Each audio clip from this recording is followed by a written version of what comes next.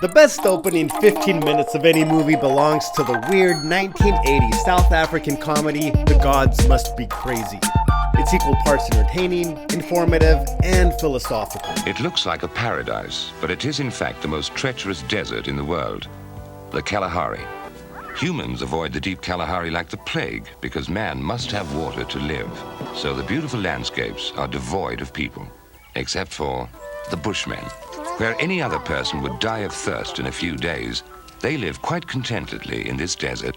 They have no crime, no punishment, no violence, no laws, no police, judges, rulers, or bosses. In this world of theirs, nothing is bad or evil. Even a poisonous snake is not bad. You just have to keep away from the sharp end. Actually, a snake is very good. In fact, it's delicious. And the skin makes a fine pouch. They're very gentle people.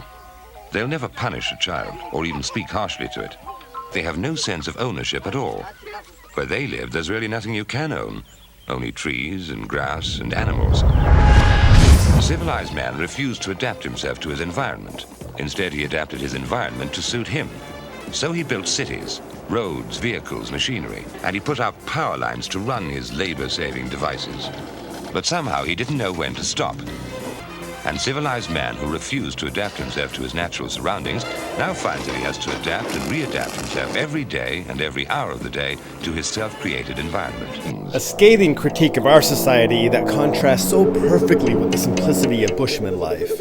But then both worlds collide, setting up the story's central conflict.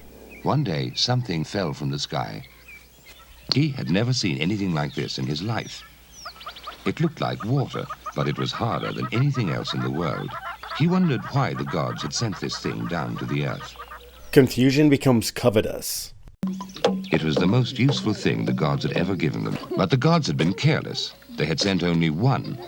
And now, for the first time in their lives, here was a thing which could not be shared because there was only one of it. Suddenly, everybody needed it most of the time. A thing they had never needed before became a necessity. And unfamiliar emotions began to stir. A feeling of wanting to own, of not wanting to share. And other new things came. Anger, jealousy, hate, and violence. A measure of modern society has now infected the tribe. That evening, there was no laughter and no chatter around the family fire. A strange feeling of shame had come over the family, and they were very quiet. And that starts the journey to find the edge of the world and throw that bottle off of it. And that ends the greatest 15-minute opening in film history.